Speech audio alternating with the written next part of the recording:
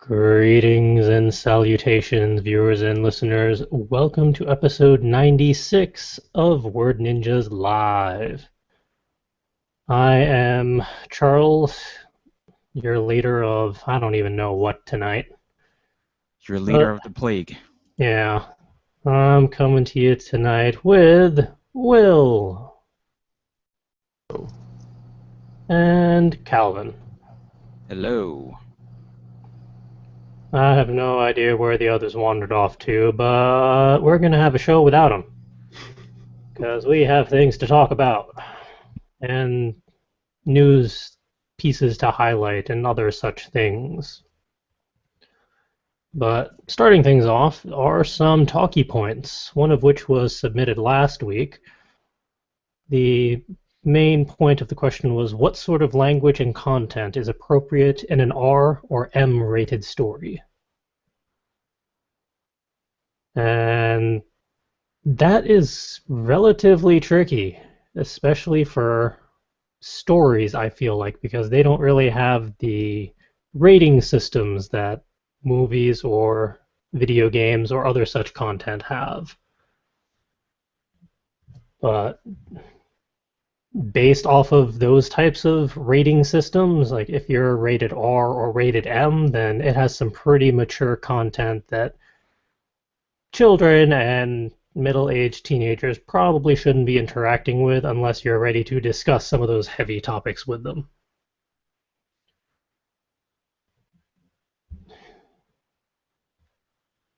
I just thought of something interesting for that. For movies, anyway. Mm-hmm. I believe it's been pointed out that, and this is sexual in nature, but if a movie contains a male character having an orgasm, it's okay to be rated M. But if a woman has an orgasm, then it gets bumped up to the next level up. Hmm. Or R, I guess, is the movie rating.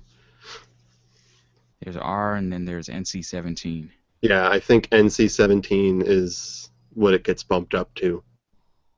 But I think that's more into a question of gender non-equality in movies. So, Which is still a thing. but not this talkie point. Yeah. That's some for another day. It is tricky with books because, as far as I've seen, outside of manga, books don't really have a rating at all. I mean, As long as it's not in the adult section. yeah. I mean, there is somewhat of an age rating, as it were, as you have young adult, middle age, or I forget what the rankings are. My brain isn't really working at 100% today. But there's no actual rating system on books, which in some ways is probably a good thing considering just how many books are not banned but consistently challenged by some unnecessarily cranky critics sometimes. You already had that podcast. Yeah.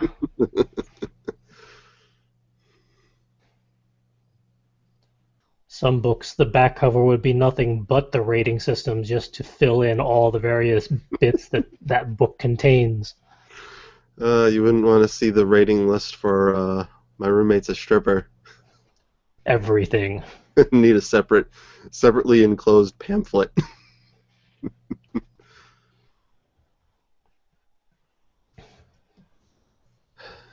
It was interesting given the example used by the viewer who submitted about how the series version was worse off than the original version, which I think is, again, another interesting topic already of how, especially with things like manga and whatnot, when they become a series, they change things and why.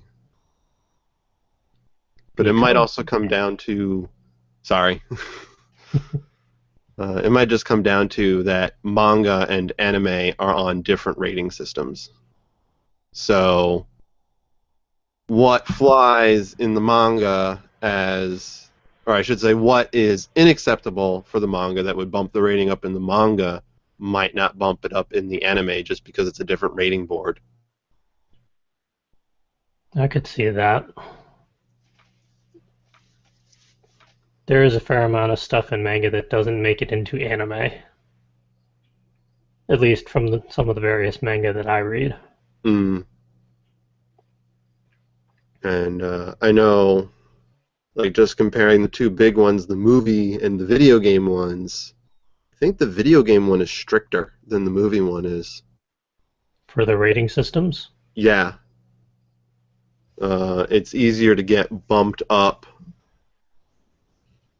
Like, I think, like, a movie, I've seen movies rated PG-13 that have women with, like, their breasts out as long as it's only for a couple seconds, and it's not sexually.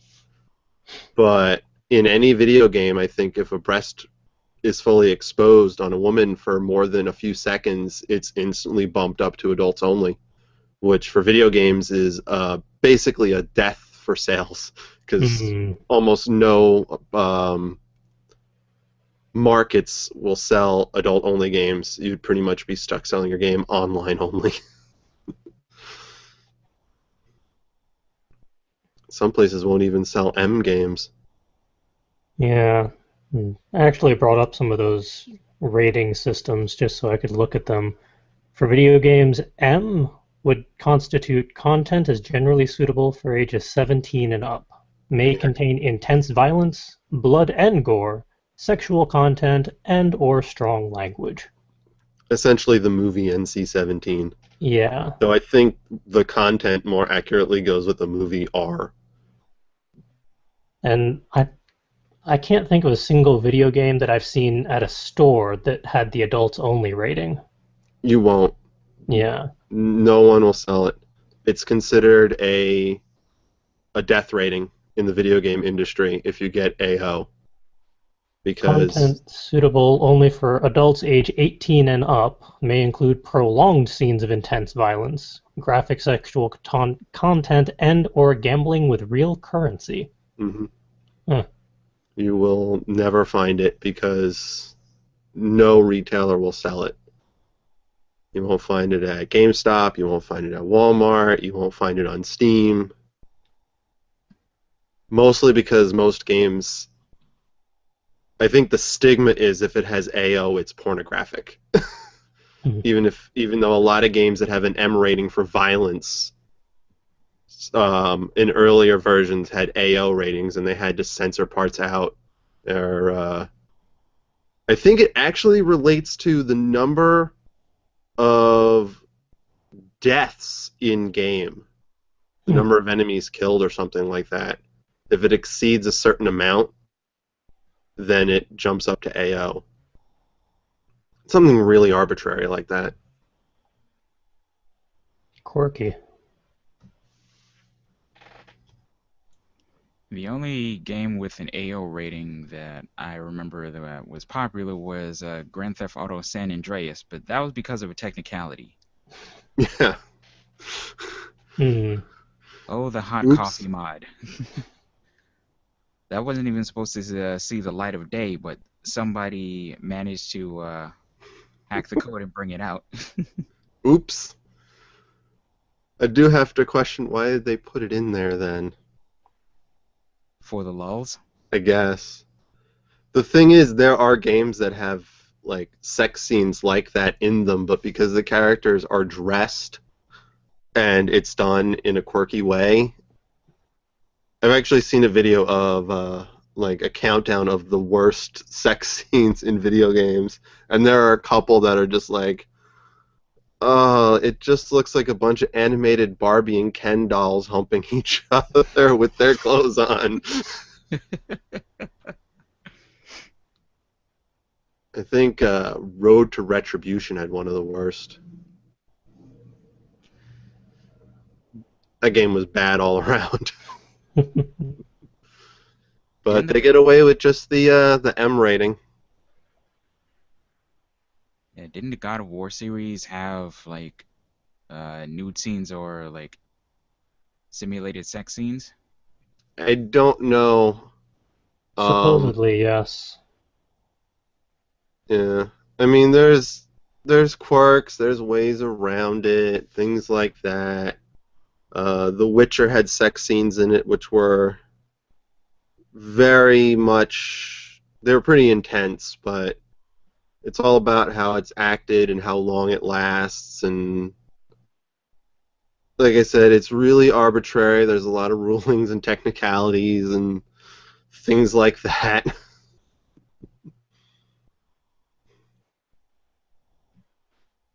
It's all very quirky, and I don't even think half the people that work at the organizations that rate these things fully understand the rules, because it also depends on, you know, who's rating it, how desensitized they are, and how they're feeling that day. Mm. That reminds me of the story that Trey Parker and Matt Stone told about them getting around all the rating, all the MPAA ratings for South Park Bigger, Longer, and Uncut. Hmm. The MPAA ultimately made that movie worse than it originally was supposed to be because of all the workarounds that Trey and Matt had to use to get the MPAA's thumbs up and keep the movie from getting an NC-17 rating. Hmm. I've actually heard that there's a trick in the movie making industry uh, to kind of deceive the rating company. If there's a scene in your movie that will bump it up to NC-17, but you want to keep it in the movie, what you do is you make a scene that's not supposed to be in your movie that's even worse, but make it seem like it's supposed to be in the movie, and then you send it to the ratings board, and because that other scene is so much worse, they'll be desensitized to the scene they want to keep. And as long as you cut the scene that you put in there as a trap, the rating board will give you the okay. Sneaky. Because I've you've I've heard you've basically desensitized them. I heard they did that for what was that one? The one with Seth Seth Ted. what? It wasn't Ted, was it? No, not Ted. A Thousand Ways to Die in the West. No. Seth Rogen. Oh, Seth Rogen. Is he? Um, the one where it was the end of the world. Oh, I know which one you're talking about. There were scenes they wanted to keep in, but they were afraid the rating board would say if you keep these in your movie is NC-17. So they made a fake scene that went on for like 5 minutes straight where they showed the devil completely naked and erect. Because they knew that would never pass, and it was way worse than the scenes they wanted to keep. So they showed that to the ratings board, and the ratings board said, just cut that out, and you're fine. So all they had to do was cut that out, and they never intended to keep it anyway.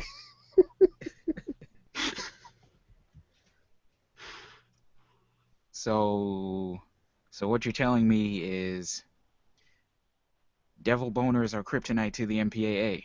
Yeah. I think to most rating companies. But those are ways that you can deceive these rating boards to get whatever ratings you want. So what we might think fits into M and R might, you know, it might be true. You're watching an M-rated movie and something in there is like, that's not M-rated, that should be NC-17. Maybe, but maybe the producers and directors were sneaky. Mm. So it's This hard to really judge. This is the End was the name of the movie. Ah, that one. Yeah. I find it somewhat amusing that apparently for television, the MA rating used to be TVM, but then they got in a trademark dispute with the ESRB because of the whole M for mature rating.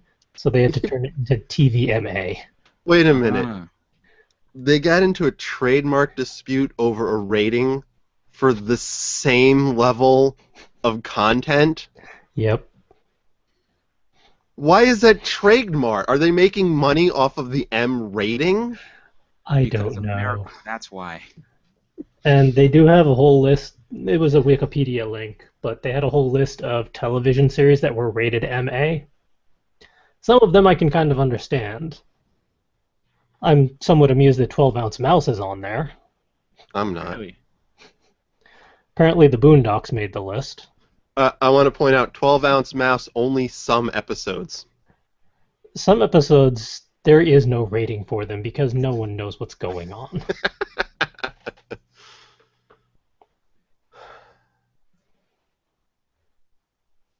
Let's see, Boondocks I can understand. Mm.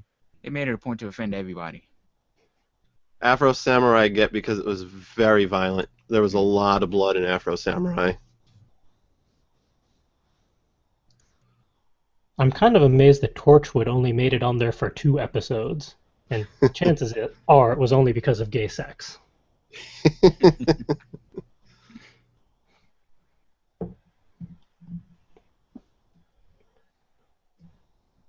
Robot Chicken, most episodes.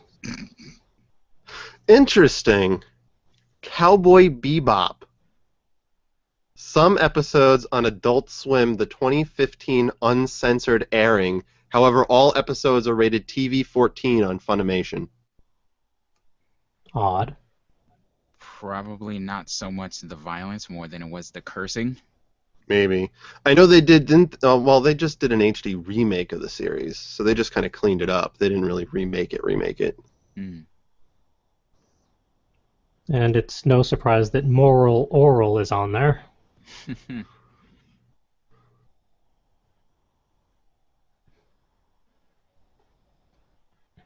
Oh, interesting. Full Metal Alchemist Brotherhood is also on there. 3 episodes when aired on Adult Swim. I wonder which ones. I could think of a couple that were bloody and gory enough and questionable enough. Hmm. Ghost in the Shell is on there. Standalone Complex, the uncensored version on Hulu, and some episodes of Second Gig on Adult Swim. See, that's interesting. It's like just certain parts. I can understand why Happy Tree Friends is on this list. Not to mention Hellsing and Hellsing Ultimate. Hitalia's on this list.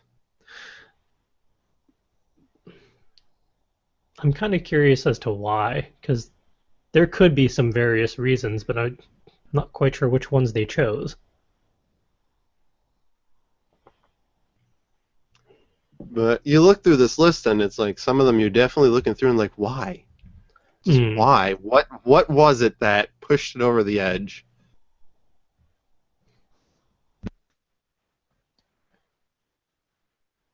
There's so many different things that offend so many different people. If you talk about certain hot button topics too in depth, you can get an M rating. Even if it's something like gun control or abortion or anything like that. I mean, the wiki article just said for TVMA, this program is specifically designed to be viewed by adults and therefore may be unsuitable for children under 17. That's not very specific or helpful. Yeah, it's vague. Even if it's just, like I said, if there's a legitimate in-depth discussion about abortion in an episode, some people might be like, oh, that's for adults only. TVMA.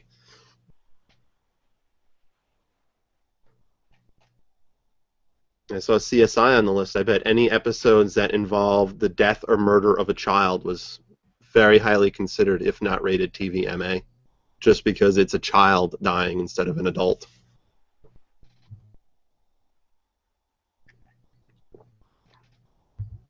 And these rating systems are all very confusing. There was a time in the video game industry, I even have a couple older cassettes over here that have it. There was a rating K to A. The heck is that? Kids to adults. Oh. It was considered too confusing and replaced by the E for everything rating. or E for everyone. Huh. I have a copy right here of my old Super Mario 64 on the Nintendo 64, rated K to A. Hmm. I remember the K rating. Kids to adults. And that was replaced by E for everyone.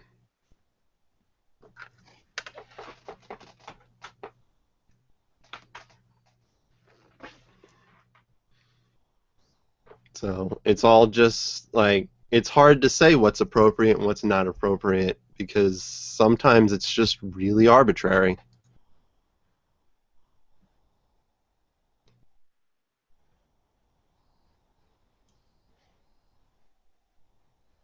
It's probably really just going to boil down to what format is it going to be in and who's going to need to review it. Yeah, pretty much. Yeah, mileage will always, no matter what, vary depending on who rates it, what organization rates it, where it's going. How cranky the rating person is that day. Mm. And if the producer was sneaky.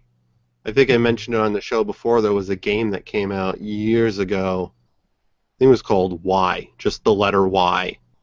And it should have gotten like an NC-17 equivalent rating, but they made a dumbed down version and sent it to the ESRB rating board like the day before the game was due. So they got the M rating, or the lesser rating, based off of the fake copy they sent the ESRB, and then shipped out the actual copy like next day. And it was so close together that there was nothing the ESRB could do at the time. I feel like you could get fined for doing that now or something. Probably. I think your game just gets pulled, Mm, like what happened with San Andreas. yeah. Because I'm pretty sure when that happened, it just got pulled, and Rockstar was like, "Holy, oh noes, expletive deleted."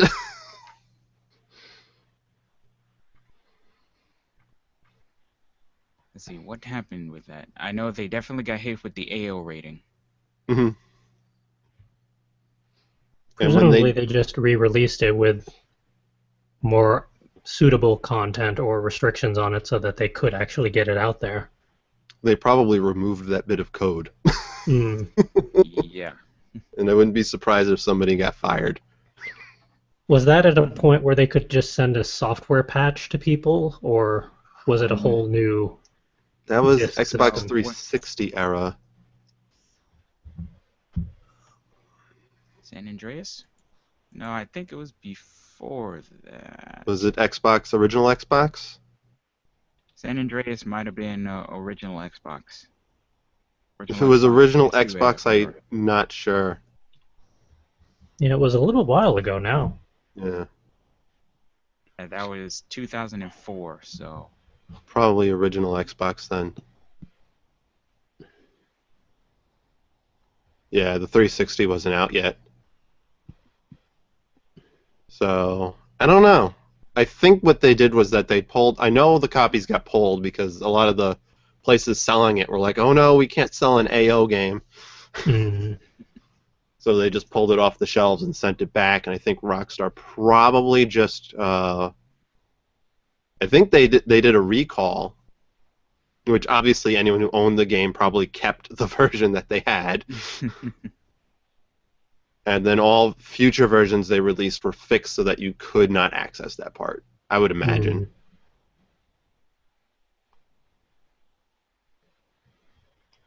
Yeah, I know I have the game on Steam, but I haven't really played around with it much.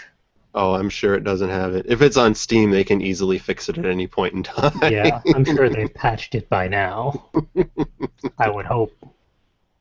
What some intrepid soul probably yanked the code somewhere and has it somewhere online that you can patch it into Probably. Meh. on your Steam version.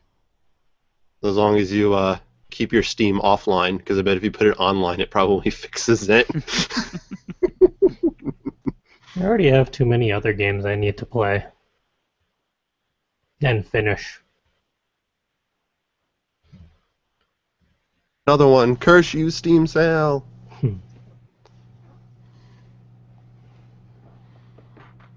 I've been surprisingly good about the Steam sale. I've only bought 3 games. I have not, because I've, they keep tossing some of the games that I want over 75%, and that was my limit. If it's 75% or over, then sure, fine, it's worth it. But they keep doing it. let's see. Actually, technically, when I grabbed Fallout 3 and Fallout New Vegas, that was before the Steam sale started. They were just on sale on their own. Probably with the release of Fallout 4 being announced. Yeah, it was right after the Fallout 4, the first trailer was released. Hmm. But I grabbed DLC for BioShock 2 today, which I'll be recording shortly. BioShock 2. After I finish Don't Starve, I'll probably go until I die. My track record means it'll be a few days into summer. Hmm. There's a few games on my wish list, but the prices for those didn't drop enough for me to have enough incentive to buy them, with the exception of one, Microsoft Flight Simulator X. I mean, it's $5 right now. I don't know why I haven't bought it already. We see him suddenly clicking furiously. Well, while he debates that, how about we move on to the next talkie point? Sounds good. I think we've talked about enough about rating systems. And right now it's dangerous to talk about Steam Yeah. Yeah. for multiple reasons. All right. The next talkie point is what are your methods or approaches to naming your characters? Now, as for myself, I just recycle like a dozen names until one of them finally sticks, or until I finish a story, and then whatever names are in there, that's what these characters are, and then I don't use them elsewhere. But my backup go-to option is just go to Seventh Sanctum website, because they have every ridiculous name generator you could ever want and more.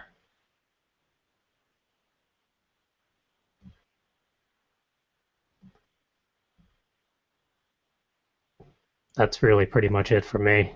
I'm pretty straightforward with my character namings. I'm pretty similar. Baby naming websites are where I go.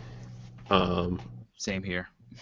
Especially if I know, like if I have a character and I've decided what their heritage or country of origin is, assuming my world takes place on basically Earth or an Earth variant where the countries are the same or similar, then I can look up specific names based on countries or regions, and I like to look at the etymology of the names and find something that seems appropriate, especially for last names.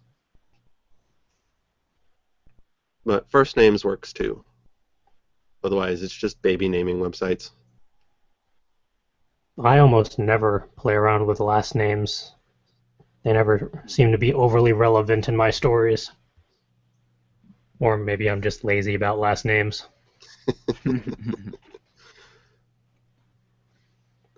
I They're not think necessarily 100% necessary. yeah, baby name websites and websites like those are a lot of fun, especially looking up like what Will said, etymology and like meanings behind names. Like you kind of learn a lot about like these like random first and last names. For either of you, or is there a particular country of origin uh, that you like in terms of names, first or last? I seem to end up in the UK more often than not. I've checked England. Um, Ireland is fun. Celtic names. Celtic names are fun. I've also had, I mean, I've poked everywhere. I've looked at Hispanic names. from Central America, South America, and Spain. French names, Russian surnames. That one was interesting. Um, hmm.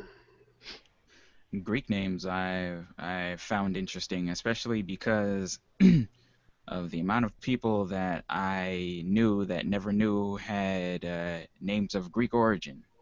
Hmm. Never played with Greek. Should also play with German names. Yeah, there's plenty to pick from. Hmm. Oh, and Far East names, Chinese names, Japanese names. There's a lot of meaning behind names if you go out to Asia. Of all the baby name sites and all that out there, do any of them have pronunciation guides for some of the surnames? Because I know that's tripped me up on various occasions. Yes and no. Some have it. I don't really remember specific sites. I always just Google search Yeah. you know, Celtic surnames, and then I go down through all the result links until I find a site that has the information I want. Some of those sites do have pronunciations, but unfortunately they use the International Phonetic Alphabet to give set pronunciations, and the International Phonetic Alphabet is confusing. Mm, Yeah, that's not overly helpful. my dad can attest to that. When he was in school, way back when, uh, he was part of an experimental program where they taught the children how to read and write using the phonetic alphabet. That doesn't seem nice. It wasn't nice when he moved on from elementary school to middle school where they didn't do that and said, "You don't know how to read and write. Go to remedial classes." Oh, that just doesn't seem fair. No, yeah.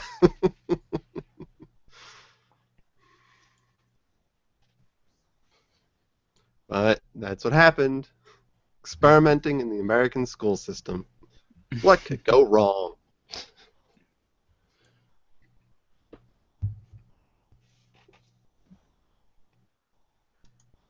Yeah, Google search is your friend most of the time, depending on what you search for. Well, names are one of those things where you probably don't need safe search on, or at least you're not going to have to be too worried about it, Hope so. depending on what sort of names you're looking for, probably.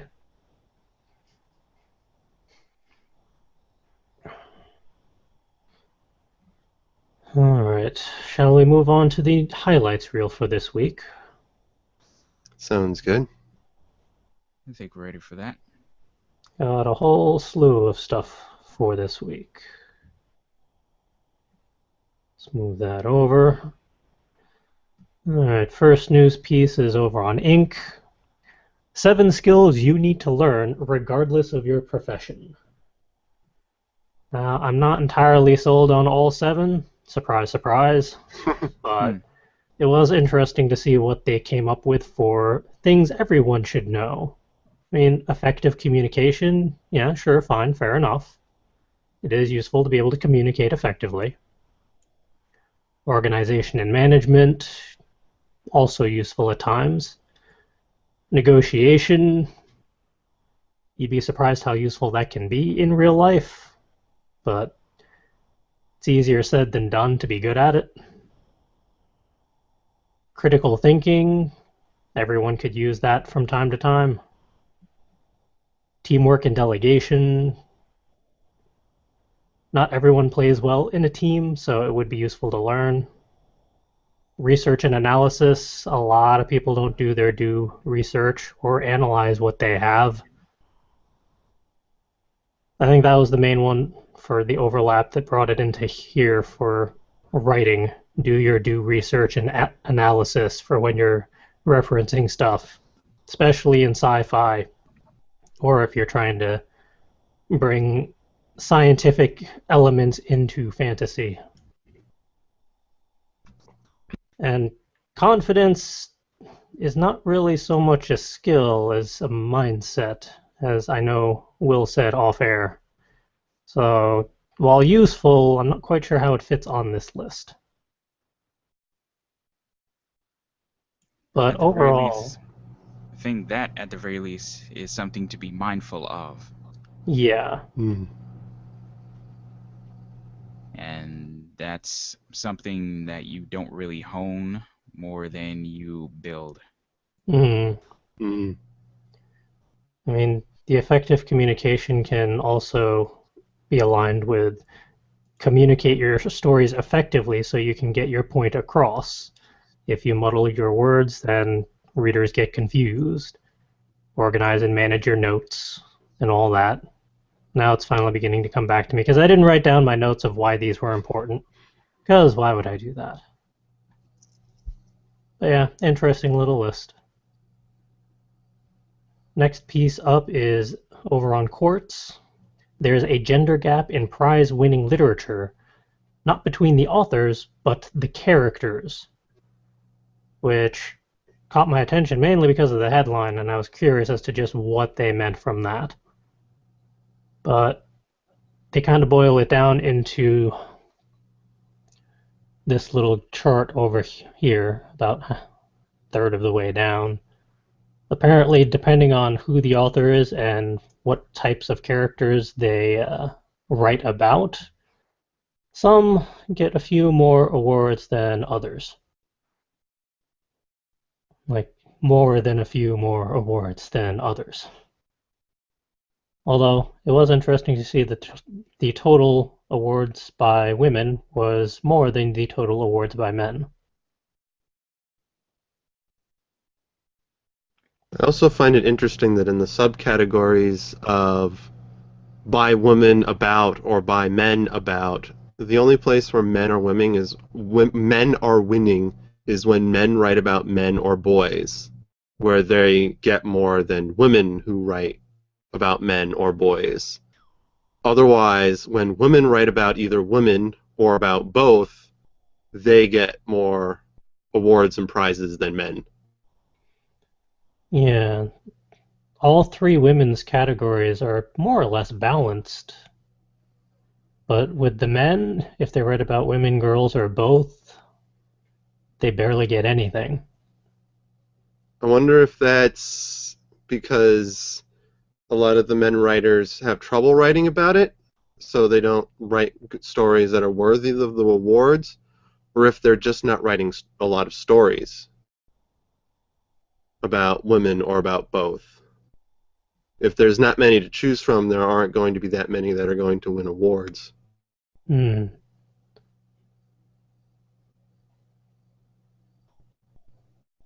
It is very interesting to see just how all that breaks down. So it's definitely a relatively quick little article worth reading if you have the time. And the other news piece is 7 surprisingly practical lessons from America's new poet laureate. And I'm not sure if they're overly surprising, but number 1, you can push yourself in surprising new directions. You can overcome shyness and become a bold voice. You don't need a formal degree to pursue your life's work. That one is definitely relevant. I don't know if it's overly surprising, but relevant. Outside interests and experiences are crucial for your work. That is practical. You should not expect to please everyone all the time. That's just reality. Always be creating. I have nothing to say against that, other than I wholeheartedly agree. And then don't stop at what you think is your masterpiece. I can attest to that, especially with the work I've been doing with Infinity's Light. Always get better and do better. There's always room to grow. Yes.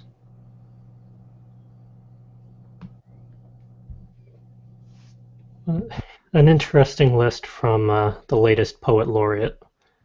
Not quite sure how many are necessarily surprising, but some are definitely very practical and worth keeping in mind when you're doing your various creative endeavors.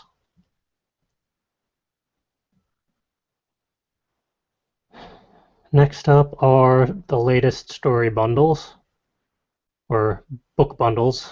The one over on Story Bundle is the Dynamite Comic-Con bundle. So all the various Dynamite comics. And this one just started, so you have a whole month at the moment, 29 days, 3 hours, 47 minutes, blah blah blah, to snag this one. And it really is a full spread of series. You got Jungle Girl Omnibus, Season 1 and 2, Project Superpowers Chapter 2, issues 0 through 12. You have Vampirella Volume 1, issues 1 through 12, Red Sonja Omnibus Volume 2, Zorro Volume 1, issues 1 through 12, Miss Fury, issues 1 through 11, The Twilight Zone, issues 1 through 12. I didn't even know they were doing a new series of that. And if you pay over the minimum amount, you get the bonus set of Mercy Thompson, Alpha and Omega, Cry Wolf, issues 1 through 8, and Homecoming, issues 1 through 4. You also get Dean Koontz's Frankenstein, Prodigal Son, Volume 1, which is issues 1 through 5, and Volume 2, which is issues 1 through 5. Jim Butcher's Dresden Files, Welcome to the Jungle, issues 1 through 4, and Full Moon, Volume 1.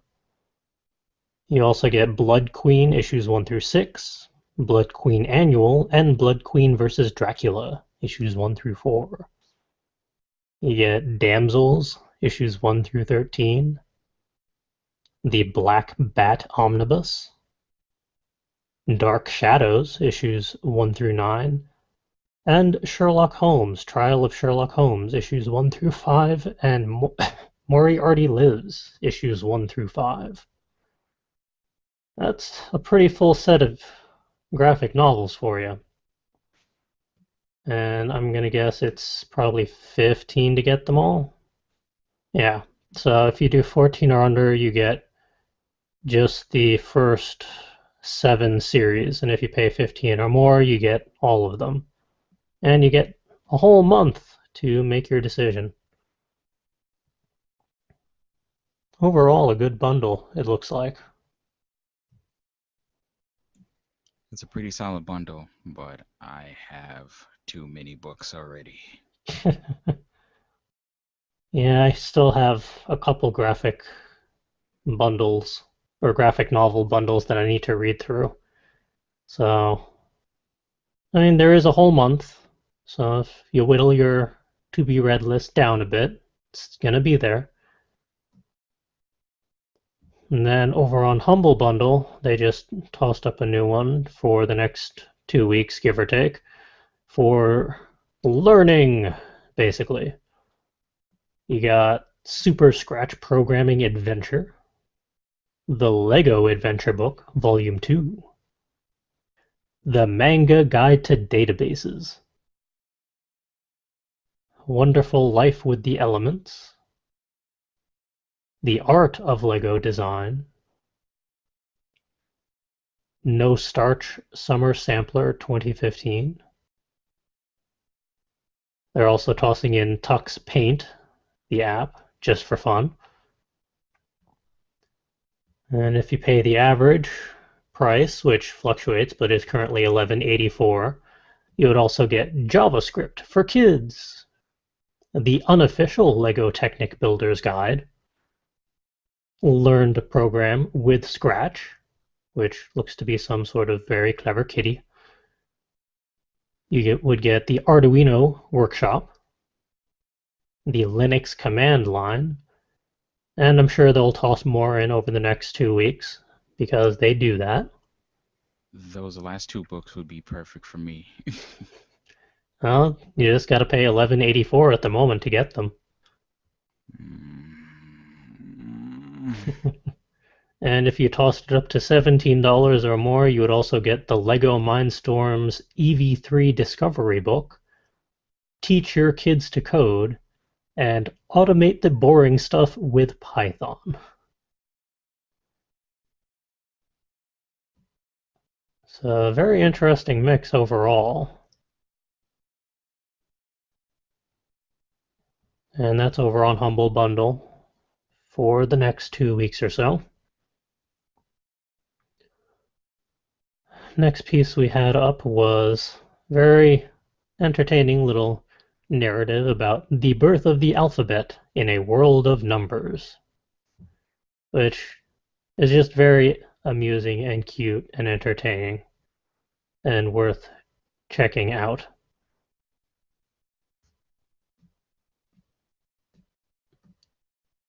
And then thought I'd toss in some language learning links just because they happened to come across my feed at the time. But apparently they now have language learning cubes, so you can kind of learn languages that way, which I feel is pretty clever. This one specifically is for Chinese. And granted, I kind of want to learn Japanese first, but it's an interesting product concept, and I'm curious how it could be adapted to other languages. Because, I mean, for Chinese, Japanese, Korean, all of those, you can fit the kanji onto a cube with relative ease. But if you're doing more of the Romanic and Germanic languages, not so much. Might get a little tricky. But hey, if you want to learn Chinese and make it entertaining, these might be of interest. And the last one, which caught my eye, was learning Japanese, but they were going to do it through cultural immersion, so actually giving you the relevance and context for a lot of the words and language and phrasings so you can better understand how it's used and why it's used. But this is something that's still in development. So I hope they actually get on this because it looks very interesting. And that one is from Lexi Candy. And it looks like they're going to be doing other languages as well in the future. So something I'm going to keep an eye on. It's just convenient that their first one is going to be Japanese, since that's the one I want to learn. And those are all the highlights for this week. All the links to that stuff is in the show notes, fcwriters.com, under the Word Ninjas Live section, as always. And now, onwards to the productivity and inspiration station segment thingy, what's it? As of last week, I managed to do a good 8 hours of recordings. I have 6 weeks worth of visual novels in the queue to be edited a bit. I still haven't finished either visual novel though. They just keep on going and getting weirder and more confusing and a little disconcerting for one of them. I'm not quite sure how that's going to work out. But it's nice to kind of have a buffer so that I can focus on other things for a week or two. And granted, this has been a group effort, but the Word Ninjas 2.0 revamp is in full swing. We've managed to get a lot done in the last week alone. It's really more thanks to Will, but I kind of helped push things along, I hope. The one thing that has slowed me down considerably is I have managed to catch a doom plague of doomedness to the point where I have like almost 103-degree temperature today, which is why I'm not even remotely peppy. and I just want to go to sleep. But there is a show to be done, so here I am. Hey, how have things gone with Will since last week? Uh, busy, busy. There was all the editing of all of the things. Excuse me. Yes, sorry. All of the editing of reviewing Word Ninjas and editing the podcast and getting the Not Suitable for Word Ninjas done, which was fun because the most recent Word Ninjas, which came out earlier this week, is actually some audio from Book Expo America. Those were So, fun. yes. And it was interesting because I didn't get to go, so it was I got to hear those those panels and actually get almost like I was actually there. Yeah, there's nothing I could do about the background noise. Sorry about that. It wasn't that bad, honestly. I was surprised, especially for the panel, the writers workshop panel, not the tour panel. It was everyone was very respectful. There was like no background noise. But yeah, so lots of editing, recording of my own. Started after finishing Bioshock. I've started a playthrough of Don't Starve, a special game break Don't Starve, where things went horribly, horribly wrong, and then we're okay, and then the weird happened, which made it better, but I still think I'm in a bad place. But hopefully I won't starve. Death by any other means is acceptable. Just don't starve. One thing, though, is that there's suddenly so many things, and I'm having trouble keeping track of everything, and I'm not sure why. And it's disconcerting me and making me feel like I have way more on my plate than I actually do, because I keep thinking, I still have to do this and this and this, and it's due by then, and it's due by then, and oh my god, it's so much work. And then I have to stop myself and go, no, wait, one project at a time, just do this, and then when that's done, do this, and then when that's done, do this, and everything will be fine.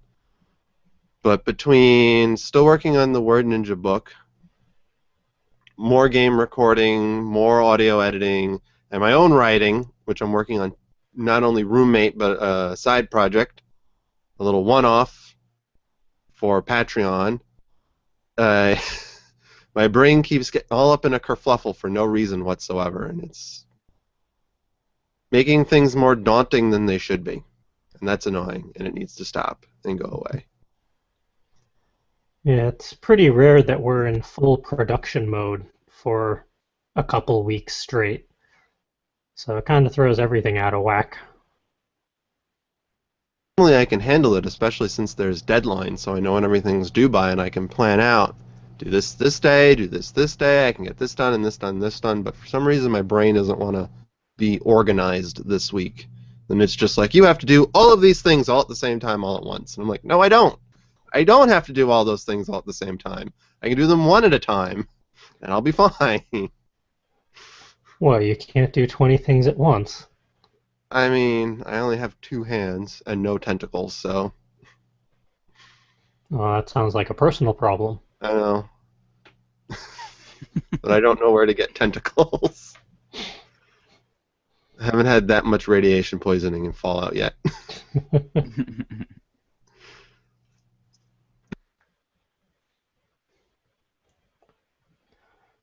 And how has Calvin been since last week?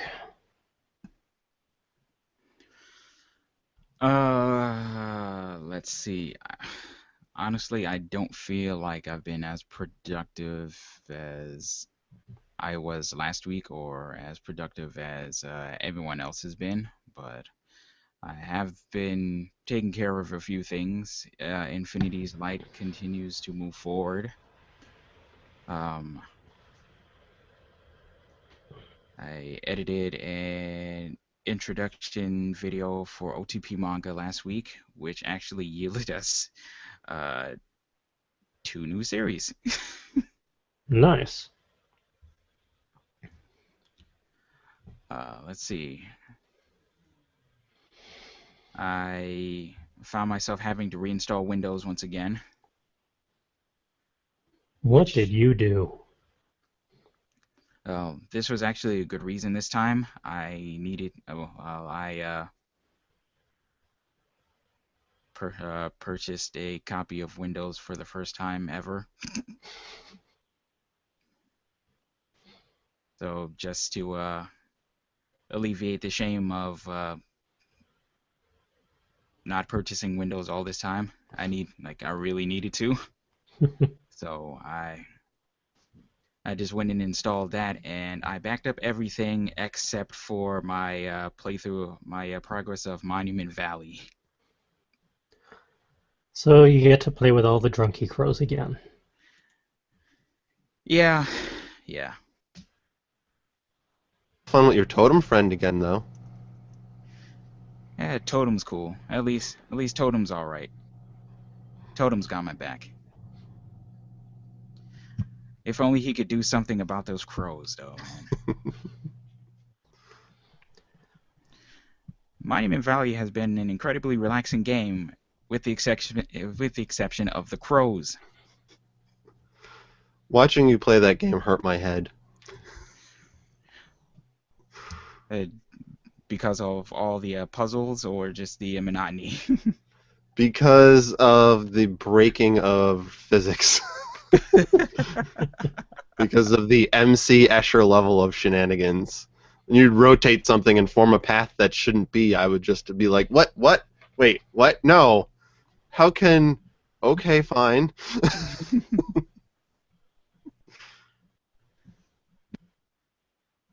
I've never seen so many Penrose triangles in my life, and it's fun but also disconcerting.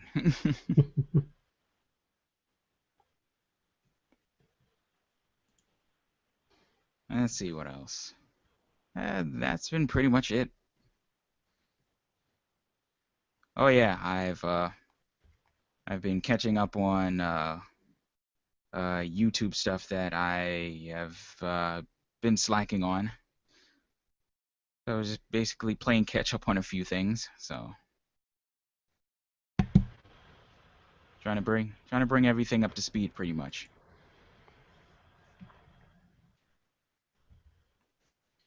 There's one more thing I need to do to bring everything current, and all will be right in the world. Yay.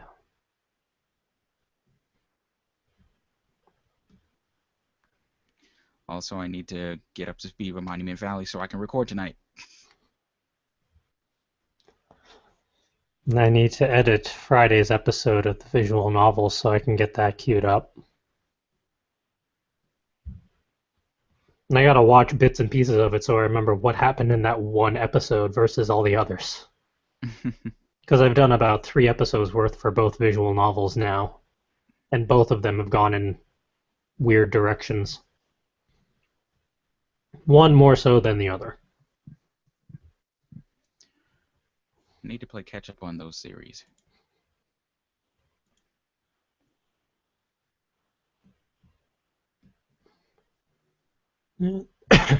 They're pretty entertaining so far. Alright. Events. The next one up is still Kineticon, and we're going full steam to get our stuff pulled together by then and have our website and YouTube channel all nice and shiny looking for it so that we can pimp stuff out while we're there. And then August is just crazy because AkaiCon and Inconceivable. And then like the week after that is Hartford Comic Con. So it's going to be an interesting next couple of months. Yeah, August is going to be absolute madness for me. The week We'll before. find a way to make it work. Let's see, August I'll be in Tennessee, Massachusetts, and Virginia. Not New York. Possibly, I'm not sure. I have to check the schedule.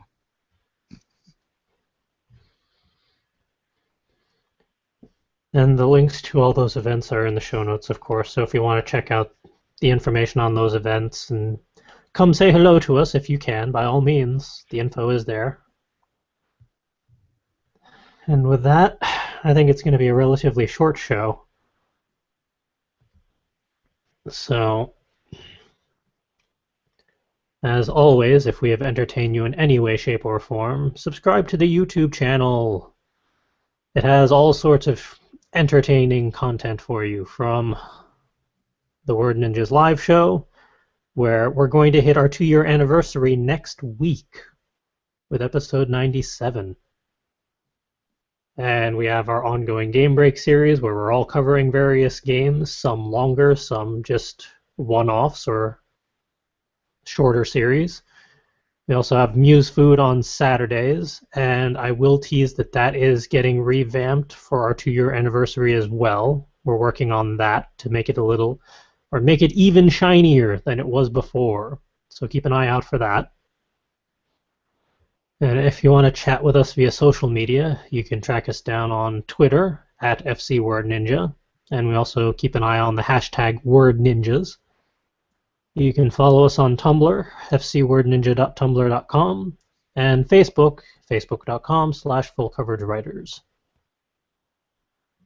If you want to help fund all of our crazy shenanigans, we do have an Etsy shop, etsy.com/shop/fullcoveragewriters, where we have all sorts of shiny baubles, from bookmarks to buttons to booklets to little writer's block plushies and more. All those funds help keep this entire company alive and help us get to conventions and take on even more ridiculous projects. And we have a lot of them.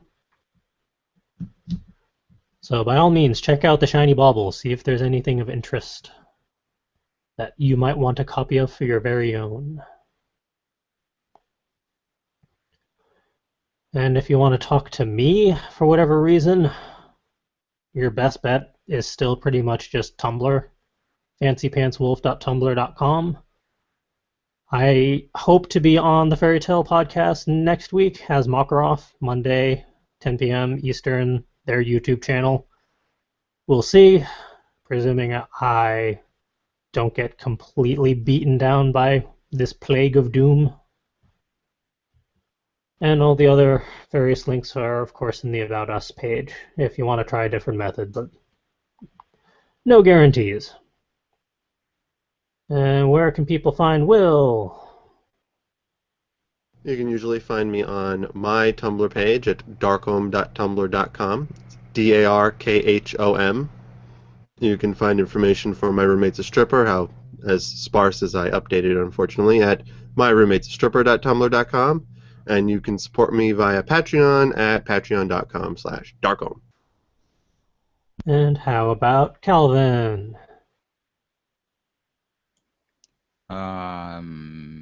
Your best bet searching for me is Instagram at the moment, at CCWII, and on SoundCloud, soundcloud.com/soundsbycalvin.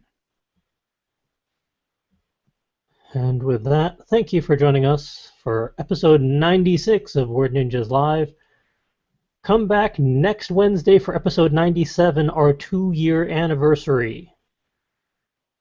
That's going to be all sorts of fun. And no one's allowed to have the plague during it. It is forbidden. Executive orders. Yes. And even the executive has to follow those orders. Or else. But as always, thank you for joining us, and have a good night, everyone. And I can't think of a single video game that I've seen at a store that had the adults-only rating. You won't. Yeah. No one will sell it. It's considered a death rating in the video game industry if you get AHO. Because Content suitable only for adults age 18 and up may include prolonged scenes of intense violence, graphic sexual content, and or gambling with real currency. Hmm. Huh. You will never find it because no retailer will sell it. You won't find it at GameStop. You won't find it at Walmart. You won't find it on Steam. Mostly because most games, I think the stigma is if it has AO, it's pornographic. Hmm. Even though a lot of games that have an M rating for violence, in earlier versions had AO ratings and they had to censor parts out. Or I think it actually relates to the number of deaths in game, the Hmm. number of enemies killed or something like that. If it exceeds a certain amount, then it jumps up to AO. Something really arbitrary like that. Quirky. The only game with an AO rating that I remember that was popular was Grand Theft Auto San Andreas, but that was because of a technicality. Yeah. Oh, the hot coffee Oops. mod. That wasn't even supposed to see the light of day. I just thought of something interesting for that. For movies, anyway. Hmm. I believe it's been pointed out that, and this is sexual in nature, but if a movie contains a male character having an orgasm, it's okay to be rated M. But if a woman has an orgasm, then it gets bumped up to the next level up, Hmm. or Hmm. R, I guess, is the movie rating. There's R and then there's NC-17. Yeah, I think NC-17 is what it gets bumped up to. Hmm. But I think that's more into a question of gender non equality in movies. So, Which is still a thing. but not this talkie point. Yeah. That's some for another day. It is tricky with books because, as far as I've seen, outside of manga, books don't really have a rating at all, I as mean, long as it's not in the adult section. yeah. I mean, there is somewhat of an age rating, as it were, as you have young adult, middle age, or I forget what the rankings are. My brain isn't really working at 100% today. But there's no actual rating system. Greetings and salutations, viewers and listeners. Welcome to episode 96 of Word Ninjas Live. I am Charles, your leader of I don't even know what tonight. You're a leader But of the plague. yeah, I'm coming to you tonight with Will So, and Calvin. Hello. I have no idea where the others wandered off to, but we're going to have a show without them because we have things to talk about and news pieces to highlight and other such things. But starting things off are some talkie points, one of which was submitted last week. The main point of the question was what sort of language and content is appropriate in an R or M rated story? And that is relatively tricky, especially for stories, I feel like, because they don't really have the rating systems that movies or video games or other such content have. But based off of those types of rating systems, like if you're rated R or rated M, then it has some pretty mature content that children and middle-aged teenagers probably shouldn't be interacting with unless you're ready to discuss some of those heavy topics with them.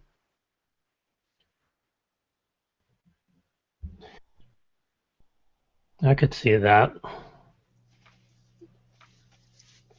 There is a fair amount of stuff in manga that doesn't make it into anime, at least from some of the various manga that I read. Mm. And I know, like, just comparing the two big ones, the movie and the video game ones, I think the video game one is stricter than the movie one is. For the rating systems? Yeah. It's easier to get bumped up. Like, I think, like, a movie, I've seen movies rated PG-13 that have women with, like, their breasts out as long as it's only for a couple seconds, and it's not sexually. But in any video game, I think if a breast is fully exposed on a woman for more than a few seconds, it's instantly bumped up to adults only, which for video games is basically a death for sales, because Mm, almost no markets will sell adult-only games. You'd pretty much be stuck selling your game online only. Some places won't even sell M games. yeah. I actually brought up some of those rating systems just so I could look at them. For video games, M would constitute content as generally suitable for ages 17 and up, may Yeah. contain intense violence, blood and gore, sexual content, and or strong language. Essentially the movie NC-17. Yeah, So I think the content more accurately goes with the movie R. on books, which in some ways is probably a good thing considering just how many books are not banned but consistently challenged by some unnecessarily cranky critics sometimes. We already had that podcast. Yeah.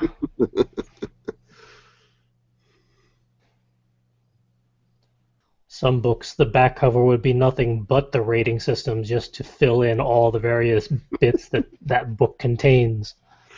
You wouldn't want to see the rating list for My Roommate's a Stripper. Everything. Need a separately enclosed pamphlet.